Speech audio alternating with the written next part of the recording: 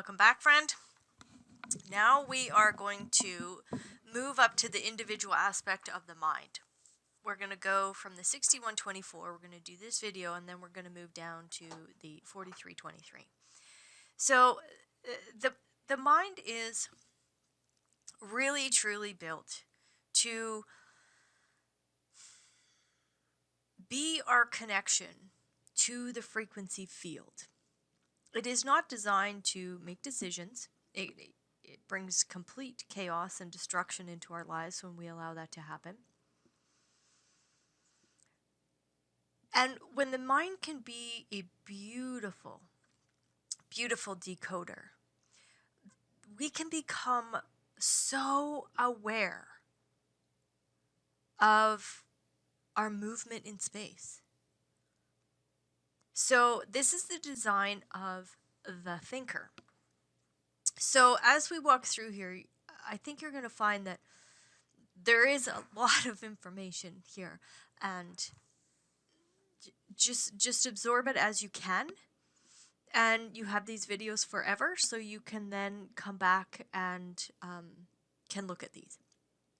So this channel, again, is a projection. There's a projection energy here. The mental plane needs to be recognized and invited. So knowing and empowerment happen here. The mind is over all time. But the individual aspect of it is in the now. So I have all time there because the mental plane always looks over the past, the future, but it really is in the now, and it's hearing and acoustic. So when you see all time there, I want you to understand that that's the mental plane. This channel in particular is in the now, but awareness really takes place over all time. So this is the potential for being a melancholic mind. The melancholy is rooted in the fact that there may not be any change. The thinker thinks about the same thing over and over and over.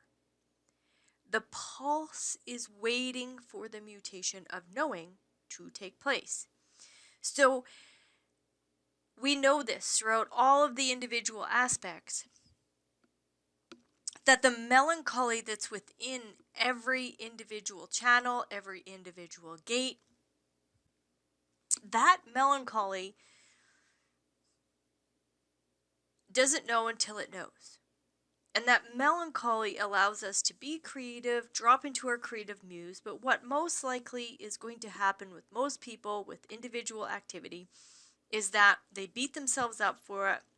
They try to be happy, they try to pull themselves out of it, and then they try to think of things to, be happy about, and all of a sudden they've disregarded the whole process of how mutation happens. And mutation happens when the inspiration shows up. We go into this melancholy, we go into this creative muse, it can assimilate into the body, and then all of a sudden the knowing can happen. So mutative thinking is not about discovering or exploring. It is about the stream. It is just about the stream flowing through. Nothing more, nothing less. And what stream are we talking about? The neutrino stream, the consciousness field. This is just allowing for the consciousness field to stream through us. Whether you have this channel or not, we are all connected to the consciousness field. So mutation is a new wonder. It's not about discovering anything or exploring.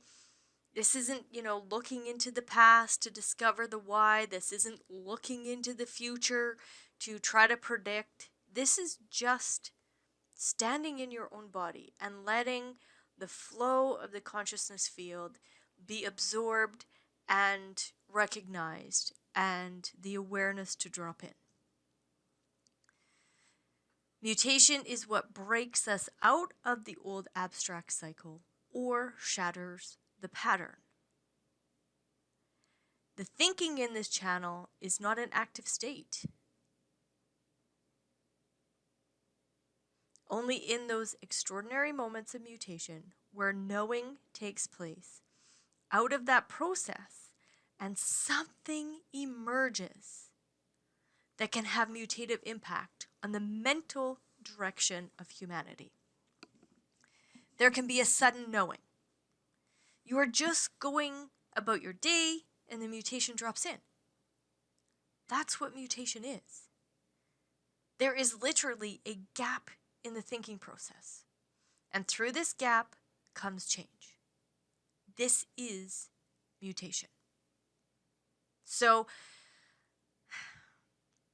all great thought leaders recognize that in the gap, in the space between the breath, in the space between the notes, that's where mutation happens. So I follow lots of breathwork facilitators, and one of the things that is a very powerful practice is to be able to, extend a breath hold. So breathing in, oxygenating the body, and then extending and holding the breath. And what happens there is that when the body is oxygenated and when it has the correct pH, when the blood has the correct pH, and what you're going to really know is that the sixth gate, that's a part of the tribal circuitry. It's also the diaphragm, and it is the pH of the blood of the body. When in breath work and you can hold that gap, the mutation of that hold, of that gap, that's when mutation drops in. So there's 3 aspects to knowing. What do you need to know? Who are you? What don't you need to know? The information that is completely irrelevant to one's life. And what is unknowable? This is really important. This is important for all of us. Because if you have a defined head center, you are designed to be inspirational. If you have an undefined or open head center, that's where the not self can get caught up thinking about a bunch of shit that doesn't matter. So the information is absolutely irrelevant. Just let it go. It doesn't need to be sticky and stick in there. So what do you need to know? Really, who are you? We need to know our mechanics. We need to know how to make decisions. And then from there, let what doesn't need to be known, that you don't need to know, just let it flow through. And what isn't unknowable. Some things are absolutely unknowable. This is about the gate of mystery in the 61st trait or gate. There's a mystery. It's still like, what is all of this? How does this all work? How does, scientists have been trying to, figure this out forever since we had this capacity to think. Some of it is totally unknowable and we will never know. And that's what mutation really is. There's this unknowable. And when the mutation needs to drop in and we need to know it, we will know it. So if you are not aware of these distinctions, one can become obsessed with questions that cannot be answered or constantly consumed with unimportant trivia. So this is where madness can take over in the mind as the inner authority.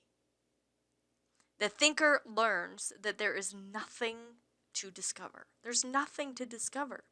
It really is about witnessing the self. And by witnessing the self, the discovery process takes place in the abstract process. But the thinker, there's absolutely nothing to discover. It's just about being in this, inactive state that allows us to have our connection with source. It's that gap. So the job of this channel is to process the acoustic field. And I call this the decoder. So let the thinking flow through, and you may have a Satori moment or not. The knowing comes in those mundane moments. So for me, when I'm driving, there may have been a question that I asked to the universe. And because I am just sitting in I can feel my butt behind the steering wheel. I'm in this, almost like it's like a trance. And all of a sudden, the answer drops in. Or when I'm out in the field with my cattle. And just be there. I can be out in nature. I can just be standing there. And all of a sudden, poof, that answer drops in. To be aware and to be the thinker is to be invited. You'll be invited to think. You'll be invited into life. And that really is what all projectors and all projected energy really wants, is to be invited to participate in life. So knowing happens in its own timing. You cannot use your thoughts to get there. So this is where headaches come from. Not all headaches. Some headaches are from diet. But if we're constantly forcing this thinking and we're trying to force it in a direction, knowing is never going to happen there. Timing is when knowing drops in. Awareness can be changed through mutation. And through the mutation of the awareness, the structure can be changed. And that's where we're going to get to when we talk about the 4323. That is the mental purpose within this particular movement. We're going from the inner mystery. We're going down to a rationalization. Then we are moving into a breakthrough, and then we're moving into an assimilation. Because rationalizing something, never having a breakthrough, never being able to assimilate it, is absolutely futile. This is about being able to communicate the mutation.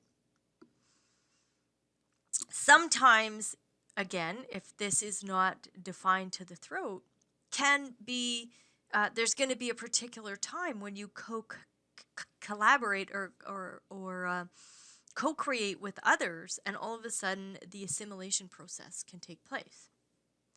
So the moment that the individual mind recognizes that mental melancholy is healthy and it is not a reason for anxiety, but it is the only way to get rid of the anxiety is to accept the sadness as a creative mental environment.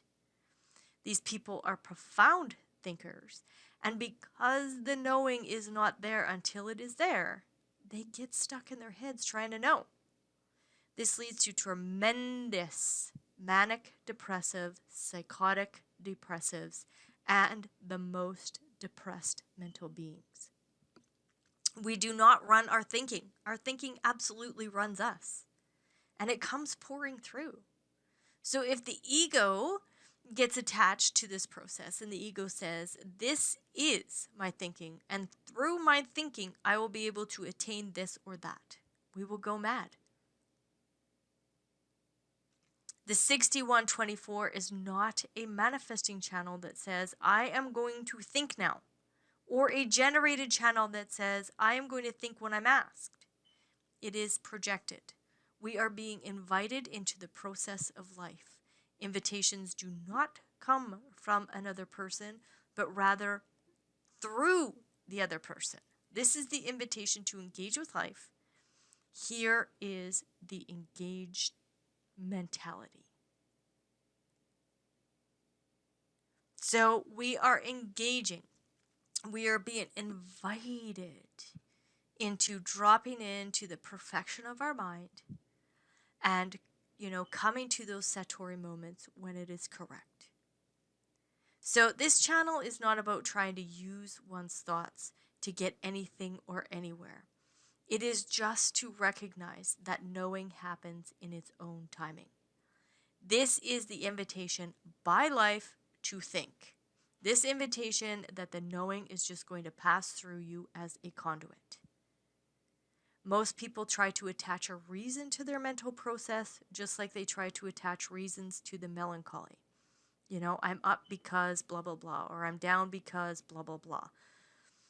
Reasoning is for the not self to do. The mental process here is just to honor and drop into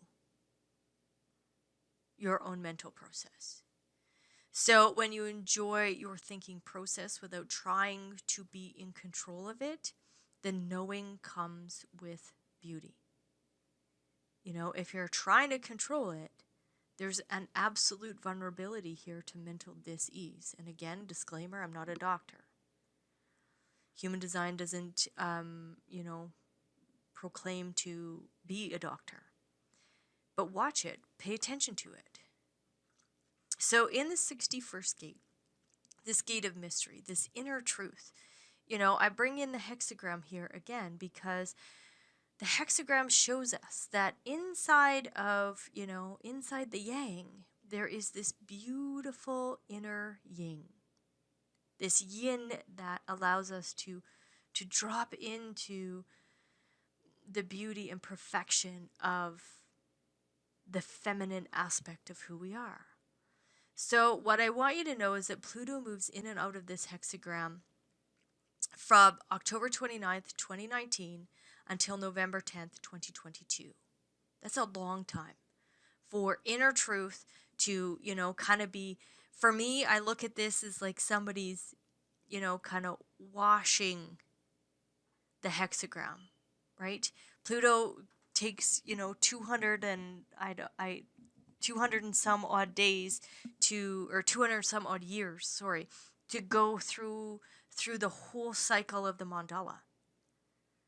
So people that were on our planet,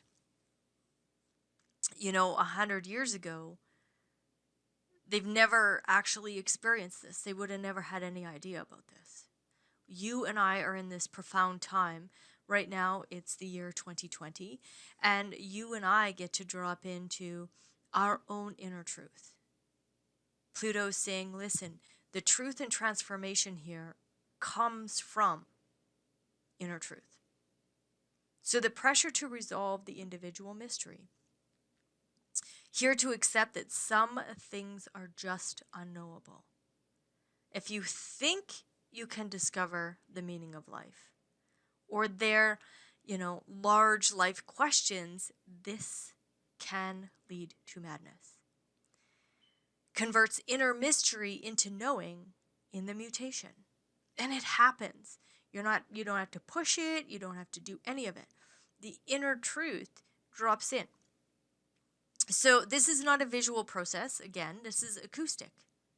So the 61 as an inspiration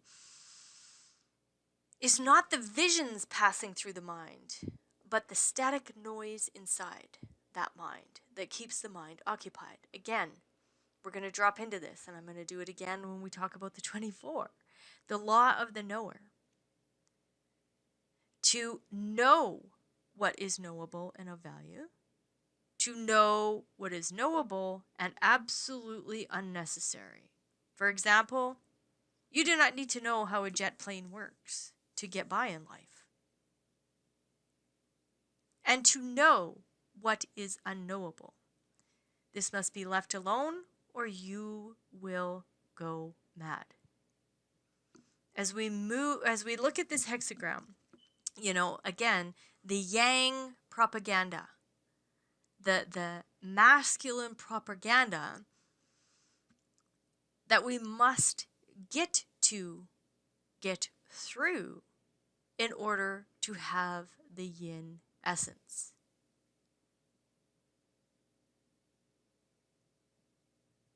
This gate of mystery, or my story. Individual knowing that is spontaneous. Mutation. This is not a sequence. Sequences happen in the abstract process. Or this isn't about patterns that happen in the logical process. This is spontaneous, the mysterious my story of knowing. The fuel is the pressure of the unknown and the unknowable. It must know for itself. Just like the 28 must know that life is of value, that the 55 has to know that spirit exists. The 61 is the inspiration of the whole mental plane of knowing. It wants one thing, and that is silence in the mind. It is the struggle for silence. And the silence in this context means that you know what you need to know. You know thyself. This is the only thing of value. Everything else is secondary. So what most likely is going to happen here is that the mind begins to try to force itself into knowing the future. Trying to figure out the past. And here, this is just to honor these laws. What you need to know and what is of value. What you don't need to know and is completely, can be knowable, but is completely unnecessary. And what is absolutely unknowable. So, if you know yourself, the unknowable is you. And you do not have to seek the unknowable at all. Because the moment that you truly know yourself, you know the mystery of life. Because you get to live it. Because you are designed for your mystery. For your story. When we walk through the hexagram, awareness of universal underlying principles. Those mutations will drop in. Those universal principles will drop in when they need to. Sometimes we never know the underlying principles because they're not required. So the writing across of the Maya is here to describe what happens in the world. The juxtaposition of the thinker, truth reveals itself in the gaps between the thinking. And the left angle cross of obscuration, your life is not easily perceived by others. Because your inner truth is your inner truth. It's not a collective inner truth. Can it permeate into the collective to bring mutation? Yep, sure can. But your inner truth is this invitation to connect with life. And then your inner truth will drop in. And then if somebody needs to have a comprehension of your inner truth, they will ask you. They will invite you in. So the very first line. So first what I want to say is that each and every one of these 6 aspects of the 30 or the 61, what's really interesting is that these are actually the 6 different kinds of businesses that we have on our planet. This is the 6 different kinds of was that we have on our planet. First, we have occult knowledge, a natural psychic awareness that empowers principles of universalization. The pressure to know the mysteries through esoterics, where a reliance on secret knowledge increasingly demands aesthetic withdrawal and leads eventually to obscurity, where the pressure to know the mysteries can be so strong that one can eventually become incapable of handling esoteric realities. So what I love the most is that here we are talking about a natural psychic awareness that empowers principles of universalization. This is an individual process. This is an individual psychic awareness, but it empowers principles of universalization. So we are tying the first line to the fifth line of universalization. The second, this natural brilliance, the moon exalted, is gifted by this position a far-reaching, a nourishing influence, free of guile and powerfully attractive, a gift of inspiration that is both attractive and beneficial to others. There's a natural brilliance to acoustic knowledge. That an early recognition of its influence becomes ego-obsessed with maximizing its efforts. A delusion that any inspiration deserves recognition. And then we go to interdependence in the third. It is exceedingly difficult to stand alone in truth. So the ability to establish relationships for the actualization of truths, and through their nurturing and protective power to ensure a stable environment in which they can continue to grow. The pressure to know enhanced through collaboration. And why do we say this? Why is this about interdependence? Well, again, the invitation to know the unknowable is coming through the interaction with other people. The invitation comes through via others. So, with an abundance of energy and in possession of a truth, the tendency to leave others behind and be crushed by their resistance, impatience with others, and the forsaking of relationships. We are designed to be in this soup with everybody else. It isn't, just us. So, an example that I have here is I had with a business that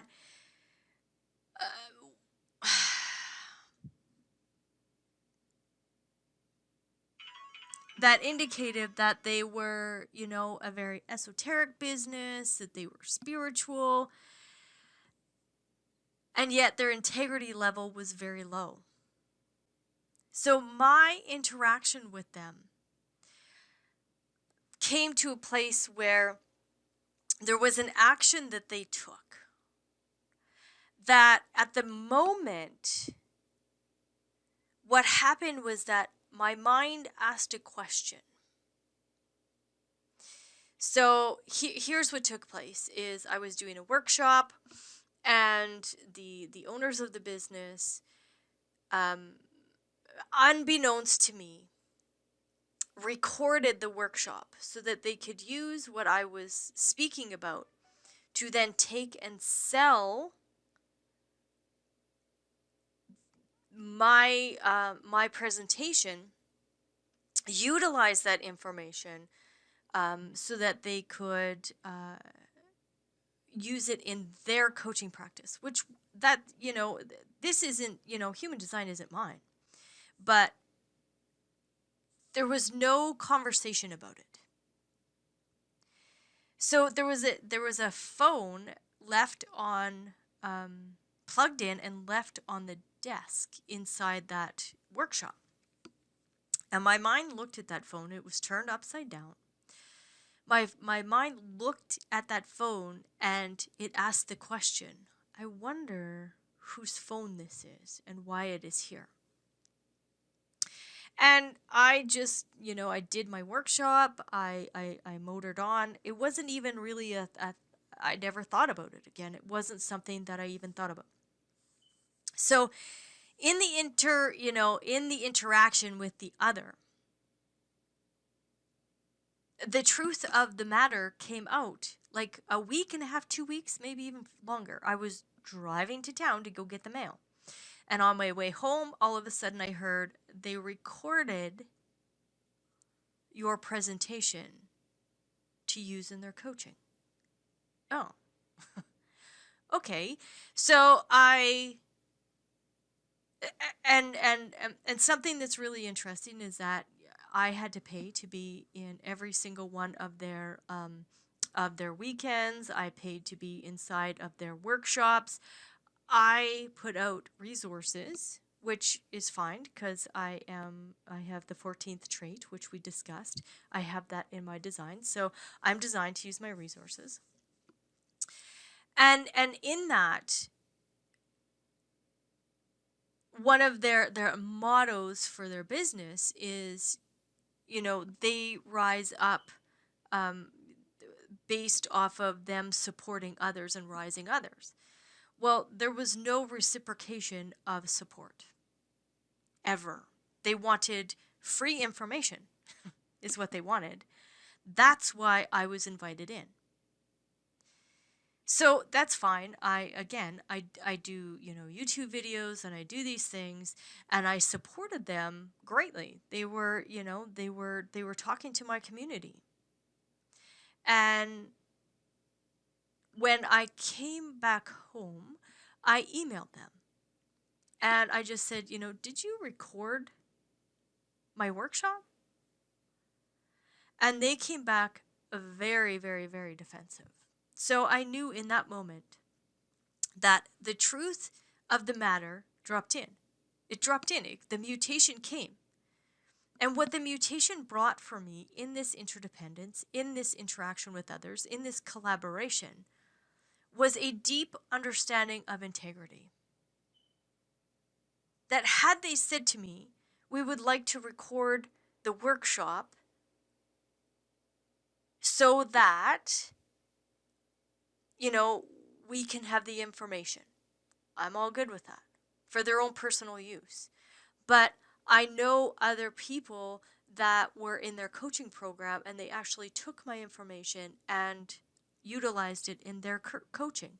They've never done any courses through the International Human Design School. They've never done any courses. So that was, a real understanding for me to understand occult knowledge, natural brilliance, and interdependence. I asked the question, and the answer came via those other people and their action. They invited me to have the interaction, and the answer came through that interaction. So I hope that makes sense to you. And I don't want this to sound like it's negative. It's not negative. They do what they do, and they believe that they are living in integrity, and that's not my inner truth of integrity. So, it's not a good or bad experience. It's just an experience that took place. Then we move to the 4, the research, the capacity of concentration to explore the depths of inner truth, maximize its application to the fundamental principles, the pressure to know the fundamental principles. So where the tendency of expansion and integration leads to involving others in the research and may end in diversity of confusing applications. The illusion that collaboration will enhance inspiration. So here we are, we're walking through and, we have this occult knowledge, this natural brilliance, and then we have this interdependence that says we need to have collaboration. But the 4, the research here, because the 1 and the 4 are always the foundational aspects for, the 1 is for the lower, the 4 is for the higher, or the upper. And the foundation here is that, we need to do our own research. My truth is not your truth. So if we are interacting and everybody's coming together and we're all trying to put our pieces of the truth together, that can get confusing. So it's about what is your truth, applying your own truth and your own fundamental principles, And then from there, once your truth is solid, once your mutation has happened, it can go out and, the fifth line, influence others based off of wisdom. So the enlightened father figure whose recognized wisdom and powerful assertion can mold a generation by its influence and wisdom. Or a tendency in power to want to enforce compliance to ensure lasting influence. The pressure in knowing to resent challenges and demand acceptance. Your inner truth and your mutative energy really is here to, influence and bring wisdom to others, bring that mutation in. Then those other people get to absolutely say, hey, this mutation is correct for me or not.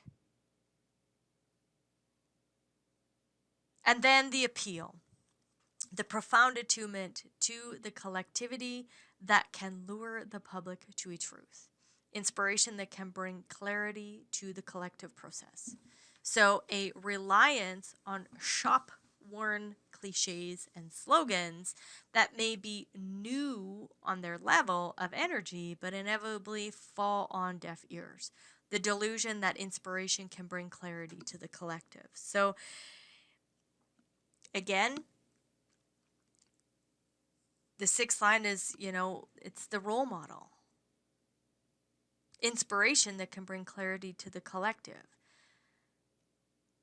But it's only going to do that as long as the inner truth, the occult knowledge, the brilliance, the interdependence, the research, and the influence has all dropped in and created the mutation in you first.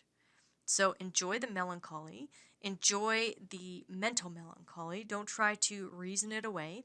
Allow for the inner truth to drop in when it needs to drop in, and you do not need to push any of it. You do not need to push any of it. And then when we get to the 24, so the 24 is this returning, this rationalization, and that's really where this whole thinking process can lie, because what happens here is that the mind will return and return and return to the same thing again and again and again. So the individual mind resonates to the splenic side as well as to the solar plex side, as the mind is over all time. It vacillates from the past to the future, reacting to the past and projecting into the future. This is acoustical and not visual.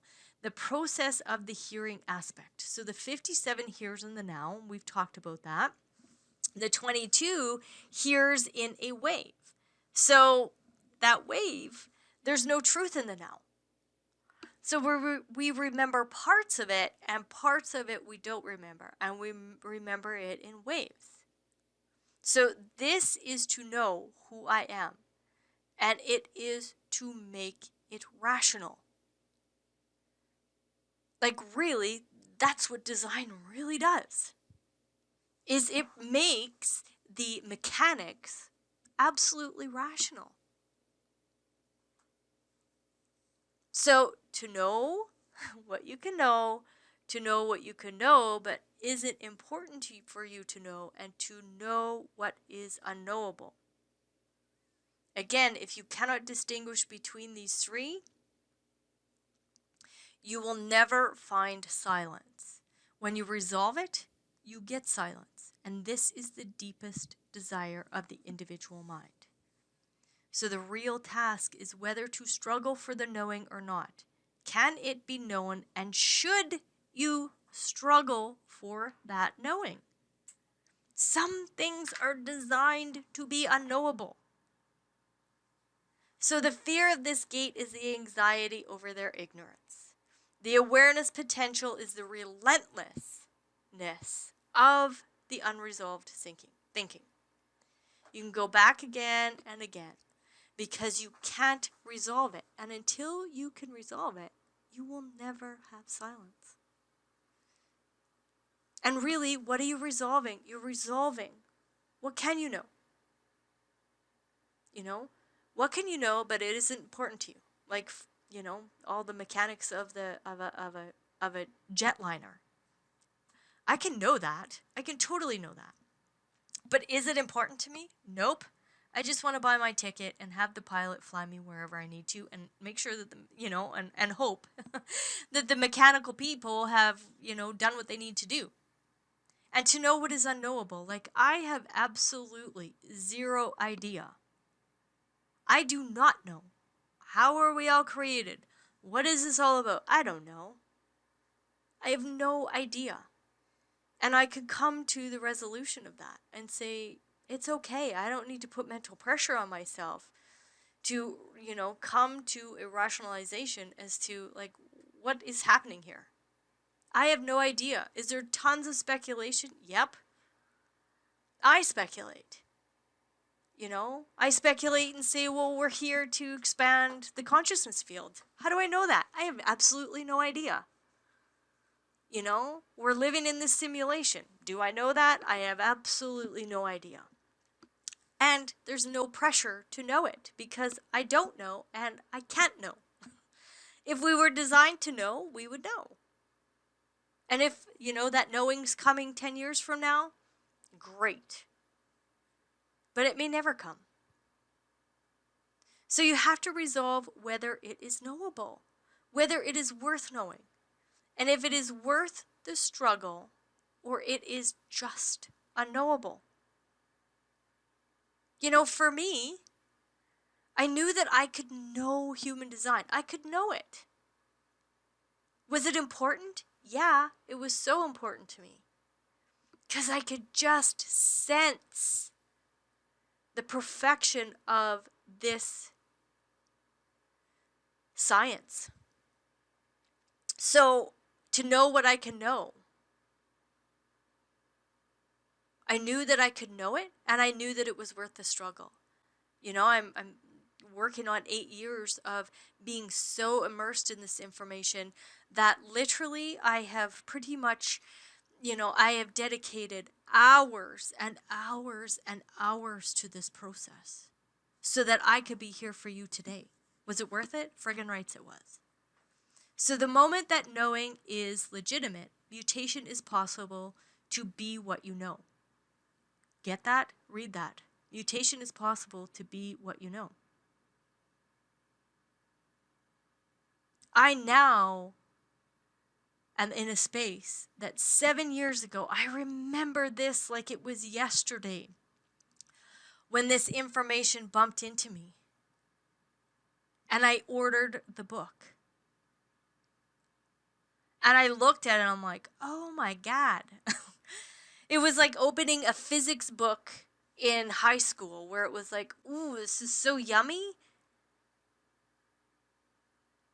And I knew that I needed to know it. But when I opened up a physics book in high school, it was yummy to me, but I'm like, meh, it's so totally not important for me to know. So the moment that you can know what you need to know, that the unknowable isn't important anymore. The mind is liberated and the silence is the reward. And that's what human design does for us. It absolutely liberates the mind to decode what it needs to decode, to be silent and not natter and chatter and yatter. And the reward is the beautiful perfection of just watching this physical body navigate and not get in the way. So the natural and spontaneous process of transformation. This is completely spontaneous. The knowing comes right out of, it feels like left field. There's a rationalization. It is completely spontaneous and completely natural. And why does it say a process of transformation and renewal?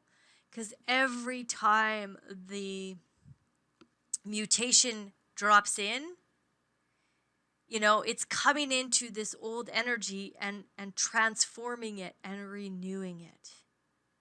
The writing across of the 4 ways life is a mystery that is to be experienced. And when we get into the incarnation crosses, you'll understand how the the vessel of loves, the sphinx, and how the four ways are so important as we walk around the mandala.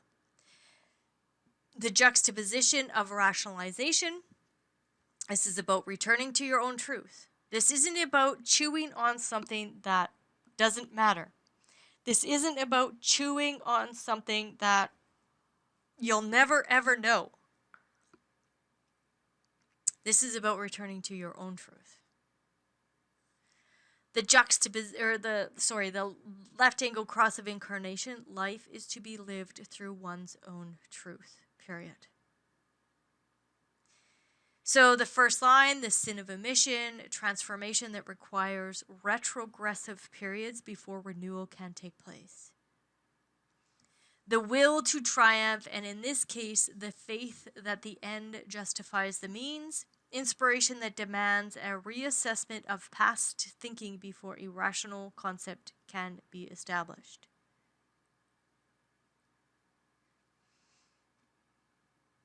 Remember, when we're looking at the past, we're looking and we are hearing in a wave. So the past does need to be reassessed. But when we drop in here, what was the omission? What was the sequence that the omission happened in? Now, why do we talk about this? Because intuition is quiet. And all too often, and why am I talking about intuition? Because to me, intuition, it permeates the individual circuitry. Because when we talk about the 57, that's our intuition, that's our our connection as well, and awareness, intuition, actualization, awakening. It's all a process that happens in the quietness and the solitude. But all too often, we have this sin of omission. We brush off that intuitive hit, that mutative information. So it's about going back and really reassessing. Because there's lots of times for me, my intuition will, that beautiful connection with source, that awareness will drop in, and my not self just brushes it off. So when I look back, all of a sudden I go, oh yeah, I heard that. I totally heard that in my head. And I didn't utilize that mutation. The self-delusion that unnaturally justified periods of retrogression, and inspiration that leads to an irrational focus on what is past. So I look back, I know that I heard it, but I don't beat myself up and go, next time you got to be better. It is what it is. The recognition, the proper and spontaneous adaptation to new forms, the potential gift of conceptualization spontaneously. So for me, the story that I told you about, the interaction with the phone in the workshop, that was absolutely a spontaneous conceptualization. There was a recognition there. I had asked a question, left it alone, never even thought about it again.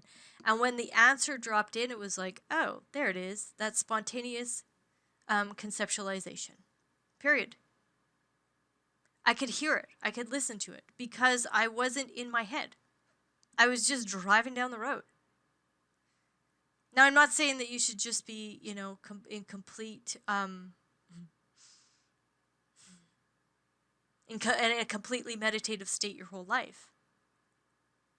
But know that inside the activity, there is this place of silence as well. And that activity can have this sin of omission, and the renewal can't take place because the mind has pushed aside the intuition. So the vanity of seeing transformation as a personal achievement rather than a socially supported or natural phenomenon. The mental vanity that the gift of conceptualizing spontaneously can produce.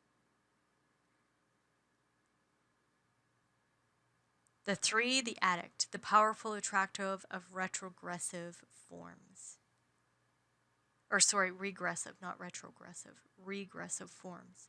The ultimate, though difficult, triumph over regression.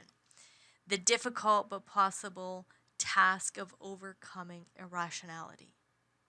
So, again, what happens is the mind tries to reason away the awareness.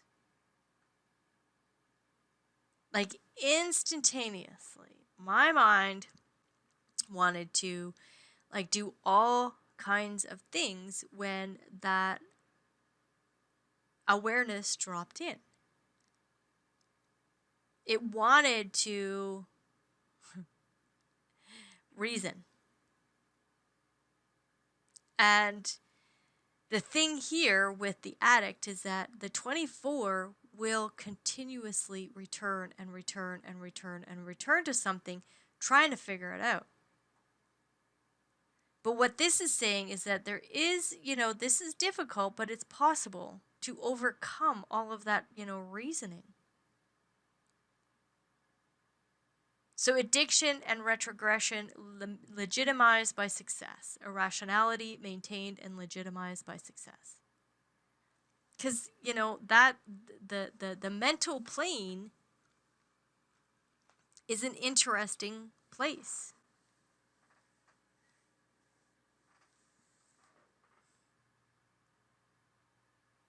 The 4 is the hermit, the transformation that can only take place in isolation. The discipline and focus that assures renewal. Aloneness enriches the potential for rational thought. The tendency in isolation to live in a fantasy world.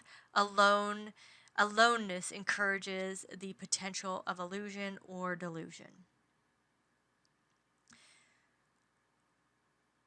We are designed to literally allow for the mutation to happen in the melancholy. And most of the time when we do that, melancholy happens by ourselves.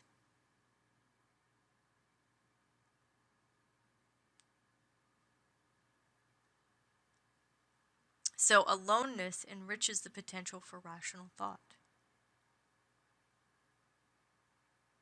Without the outside influences bombarding us, we can just sit in that quiet solitude, allow for the occult knowledge, the natural brilliance to, be the fuel to drop us into the recognition. And then confession, the courage to admit the mistakes of the past, the practical value of starting with a clean slate symbolized by the new moon. So the rational correction that opens the way to new possibilities. So the new moon is always a time where we can just say, hey, this is, things that took place in the past, and go, here's my intention going forward.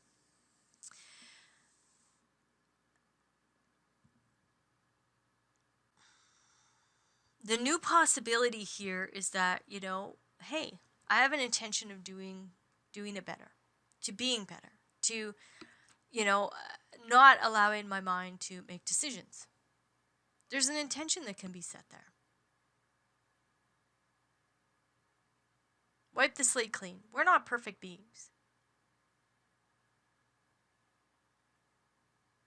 And we can just move forward and know that in the mutation, that beautiful mutation will happen when we just relax, just move, go with life, go with the flow.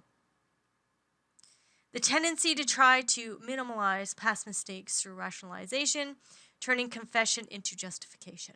a rational justification of past mistakes. And this is where we reason. Here's another example. I'll confess. A few years ago, I can't even remember now how many, probably 6. I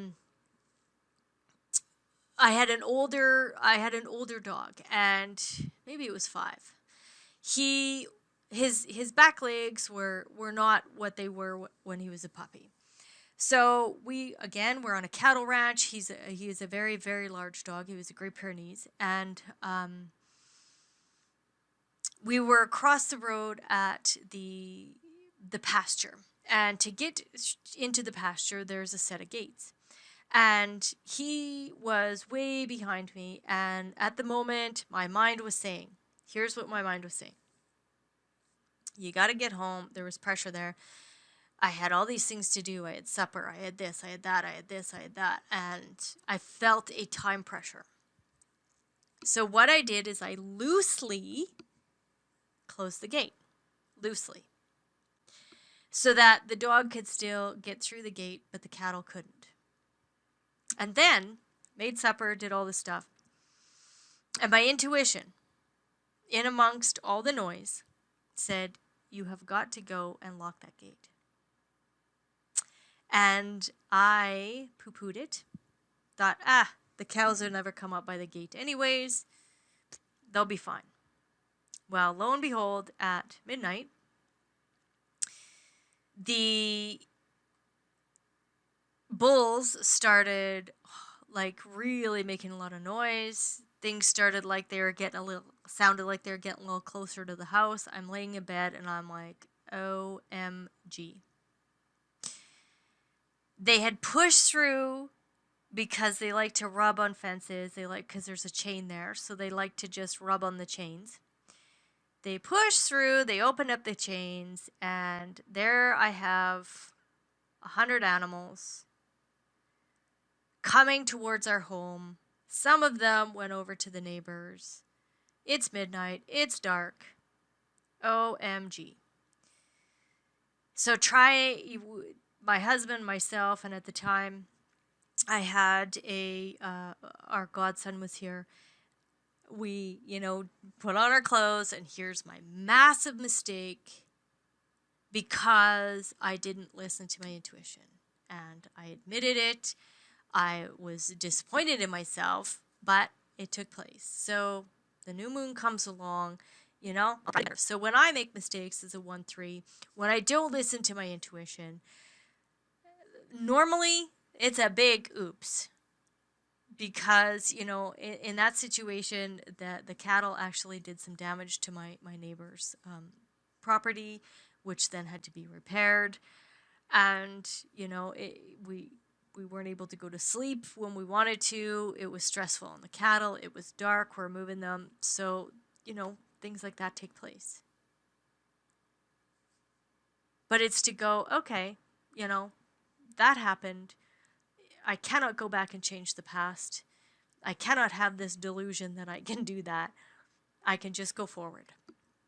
And then the gift horse, the possibility of being deaf when opportunity knocks, the conscious participation in a process that prepares one for easy identification of opportunity.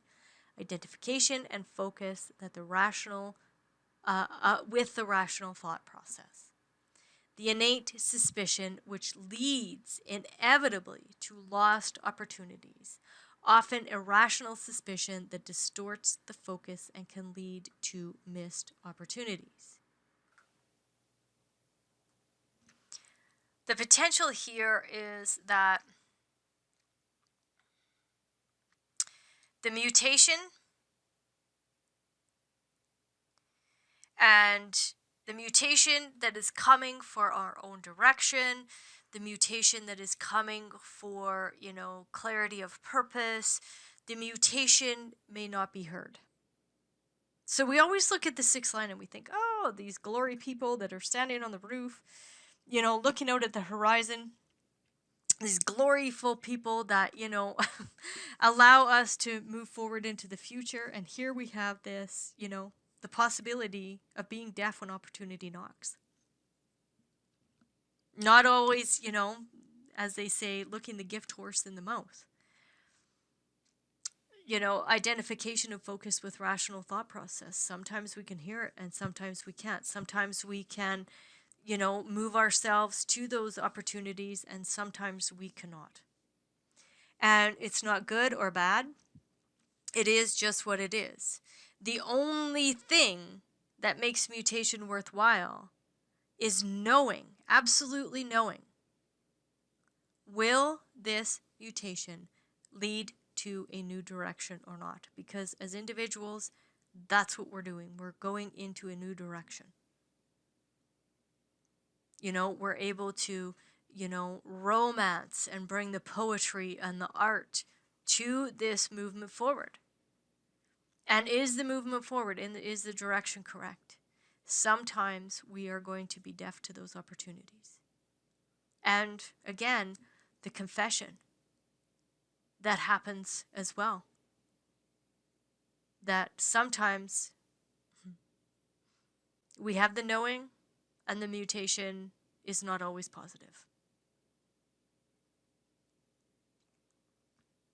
All right, so if you have any of this, know that individuality is so important, and it is the fundamental process of the human design is to walk through mutation. It is to, adjust to what we need to adjust to let the mutation drop in instead of forcing it. So yes, if you have this, you are a thinker. But it isn't about you forcing the thinking. It is about being able to recognize what is worth it. Is it worth it to know? Is it not worth it to know? And to know what isn't knowable. All right, on to the next.